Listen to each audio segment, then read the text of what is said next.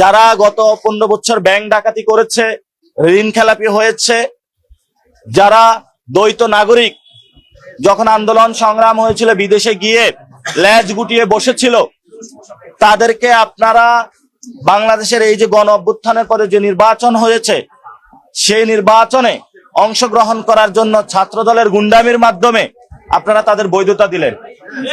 এবং নির্লজ্জ যে ইলেকশন কমিশনের অন্যতম সচিব সানাউল্লাহ খান, উনি বলেছেন যে আমরা মনে দুঃখ কষ্ট ভারাক্রান্ত হৃদয় নিয়ে তাদেরকে অনুমোদন দিয়েছি। কোন দলীয় প্রধানকে যদি আপনি থ্রেট মনে করেন, তাহলে আমরা মনে করব আপনি কোন দলীয় প্রধানের কাছে এখনই মাথা বিক্রি করে দিয়েছেন।